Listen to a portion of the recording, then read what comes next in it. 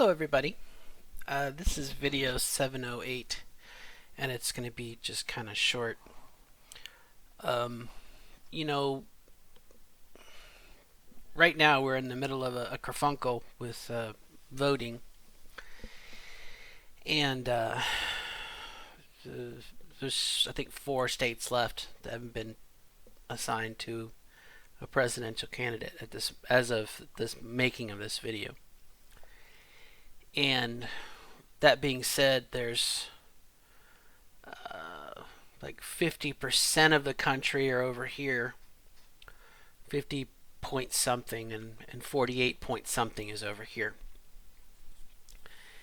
And, I think it's probably a fallacy to think that I or anybody could condense that into a single thought, you know. And I heard today on the radio someone said, rather than ask someone who did you vote for? Which is, supposedly you don't talk about politics or religion, dinner table conversation or whatnot. But the question was, what shaped your vote? What shaped your decision? And that's, I think, a far more interesting answer, because someone could vote, in this instance, for President Trump for a specific reason, or for Vice President Biden for a specific reason, or neither of them for a specific reason. But you don't really find out the substance of it. Why did you go down that path, or what drew you down that path? And I guess what I'm going to get to with the video here is that it really bothers me that, or maybe that's not the right word. I'm really saddened, is probably the better word, that it's so close, and that out of 100 people, 48, we'll say 49 people voted for Trump, 51 for Biden. And that's not an attack on people who voted for Trump, although it seems that way, I admit. But I almost want to draw like a flow chart. Let's start at the top. Who should I vote for? And then draw like, a series of lines and, diamonds for questions and decisions and whatnot. But, the first one, probably the biggest one for me, would be, trans rights. Start off from that starting position and you get to the first diamond, and it says, do you believe that transgender folks should be turned away from receiving health care, that they don't need protections under the law? Yes or no? And that would be a big yes for me. And, I think my hope is that a large chunk of the population would be like, well, gee, that really doesn't affect me. Yeah, why not?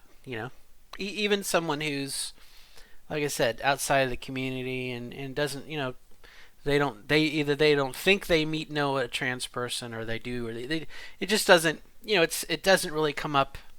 I'm going to work, I'm going to do my job and come home. It doesn't really come into play. So I'm really saddened that almost half the country feels that, yeah, it's okay. It's okay to deny health care to trans folk. That really, it angers me. But again, I really can't say that was the whole issue. But if this was a logic string and we were going through a series of logic tests, logic gates, and a computer program, we would ask that question. And so, half the people in the room had to say, yeah, I'm against trans people. We should deny them. Do. You know, that's one logic gate. The other logic gate, you know, Trump administration. Locking the kids up, separating children from their parents at the border. And, you know, at last count, it was like 500 kids that they can't find their parents, you know. So the next question, you know, if you made it through the trans question, you know, would be, you know, do you think it's fair or right to separate children from their parents and detain them, and the children never see their parents again? Yes or no? You know, it saddens me that almost half the people in the room would say, yeah, you should separate parents from their children. Yeah. You know, that saddens me. And in light of all of the social injustice and, you know, all that kind of stuff, you know, next question, you know, we should treat all people, regardless of their gender, racial background, you know, with dignity and respect. Yes or no? It bothers me a lot that half the people in the room said, no, we shouldn't. We shouldn't treat people the same. You know what I mean? So you probably could have a series of things. For me, as a Druid, I'm concerned about the environment, and Trump's done a lot of really bad things, deregulating and lowering standards and whatnot. He's authorized them to drill into the forests, the you know, the wildlife reserves, and I mean okay, but I understand that's, you know, I'm a tree hugger, and you know, that's a little problem when you have racial injustice and everything else. But, you know, probably everybody has their hot button issue. But in my mind, a Trump voter had to agree to all of those things to vote for Trump. You know what I'm saying? I mean, they can't just say, oh, well, I'm pro-life. You know, I'm pro-life. President Trump is pro-life, therefore I'm going to be pro-life. I mean, I guess you can be a single issue voter.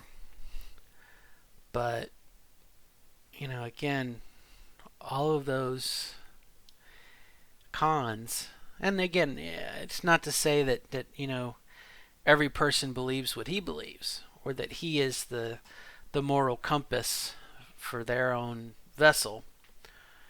But like I said, it just, the more I thought about it, I'm like, you know, somebody was given two choices, which is probably part of the problem. We only have two choices, but let's stick with what we got. You know, they had two choices, A or B. And they went with one of those choices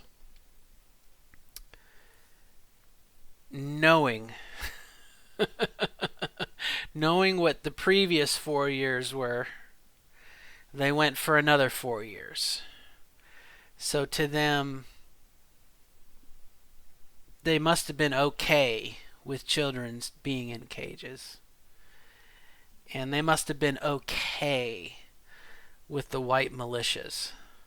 And they must have been okay with, you know, disenfranchising, or, you know, taking away the medical rights of the trans community. You know, and that, to me, it just blows my mind, you know. we hear things Republican and Democrat, and those are very loaded terms, and we're drawn to one or the other because maybe our families, it's the way we were raised, this is the way we were programmed, it was the way we were brainwashed. You know, give you a personal story from me. I grew up in South Florida, and my grandparents, grew up during the Cuban boat lifts and everything. And growing up, I heard a lot of negativity about Cubans and Haitians, and it was all stereotypical racial. I mean, I don't know if racial is the right word, but all of the slander that you know, uh, I could see myself becoming like that and carrying that on and adapting that, and blaming my own problems on these other people that I have never met. You know what I mean? And so, I can see that. But in this day and age, it just blows my mind. And, like I said, half the people in the room, less than half, a little bit less than half, they agreed to all those things. They saw two choices and they said, yeah, you know what, I can tolerate that. I can stomach that. I can stomach putting kids in cages and separating from their parents. And, I can stomach trans folk being treated as garbage, and I'm okay with the racial injustice. You know, you know what I mean. I hate to precipitate it down to those two choices, but it just saddens me. It just saddens me. Hmm. Food for thought. Now, that said, where do we go from here? Um, I don't know about you, but I'm woke. I'm woke to it now, okay? If I wasn't woke to it before, I'm woke to it now. Um, like I said, less than the majority of the United States is okay with racial injustice.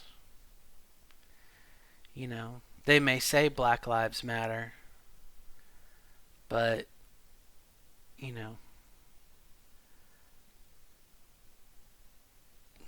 you have racists, you have non racists, and you have anti racists. So is the bulk of America non racist? You know, how do they become anti racist? If they're okay with marginalizing and they don't care about the rights of trans people, what do we do to get that back? And definitely for the kids in the cages, again, how do we fight that? You know, and to go beyond that, I think would be somewhat of a political ad for Biden over Trump, because Biden doesn't want to put kids in cages, and Biden's definitely more for racial equality. You know what I mean? It becomes kind of a political ad at that point. Why one might be better than the other. But it shouldn't end there. You know, back in the last election, I voted independent. Gary Johnson ran. I voted for Gary Johnson. And much like tonight, or today rather, they showed the independent vote, which was like 200,000 people. And, again, it's a free country. I don't want to make fun of anybody, but, it may very well be that, had a couple more percentage points been in Joe Biden's camp, Trump couldn't dispute the election and couldn't call for a recount or start his legal battle, which I hope he loses, but you know, there's still room for improvement. I think it's possible to vote one party or the other and not be in love with them, discerning which of the two is closer to your goals, and then once that candidate gets in, then that's when you approach and say, okay, look, this is what I believe, this is what I'd like to see happen. How can I make this happen? You know. But I understand if a person feels like, no, this party doesn't match my goals, they didn't woo me, I get it. You don't want to support them. But in the case of Trump and Biden now, you know, it may very well be that, you know, those fractions of a, you know, couple percentage points would have sealed the deal for Biden, and now it gives Trump a way in, you know, to fight it legally.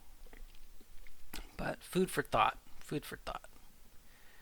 Like I said, I voted for Gary Johnson, and I regretted it because it helped. It helped Trump get in. But anyway, neither here nor there. So that's the end of my video. Really just kind of a commentary, like I said. It saddens me that, you know, it's impolite to say to somebody, how did you vote? Why did you, but then to say, well, what shaped your decision? I asked my mom, and she watches Fox News all day long with my stepfather. And they watch the whole block, Tucker Carlson, and I forget whoever else is on there, but I mean, it's like a stretch of like 6 hours of programming.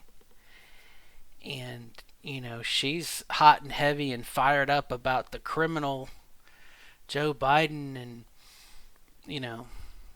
his criminal family. And I just said to her, I understand where you're coming from, but what exactly? Well, okay. Well, that's allegedly. Where's the proof? There is no proof. Okay. Well, you're welcome to your opinion. But much like that 50 or 49% that just, they were comfortable, my own mother, she was comfortable with the kids in the cages. She was comfortable with the racial injustice. And she's definitely comfortable with transgender being marginalized. And I had to call her on it, and I said, you realize he's fighting to take away my rights. He's fighting to take away health care for me. And she was like, oh, well, that's the potential of it. And I said, no, Mom, it passed. I said, I can be denied health care simply because I'm trans. And what happens if it was a life-saving thing and I died because of it? Her own child dies, but she voted for Trump. So anyway, don't want to make too big of a mountain out of a molehill, but I just had to just kind of post that we have a long way to go, which is probably no surprise to anybody. But the fact that a little less than half of the people in this country, they're okay with racial injustice, they're okay with immigration, just total abhorrent policies of immigration, and they're definitely okay with taking away people's rights. They're okay with it. And the Affordable Care Act, which I know has a lot of pluses and negatives on its own, but they're against affordable health care. Something's not right. Something's not right. They don't think about what that means. They see the R and the D, and And but that's America, and we'll see what the future holds. All right, till next time. Bye bye. Good luck.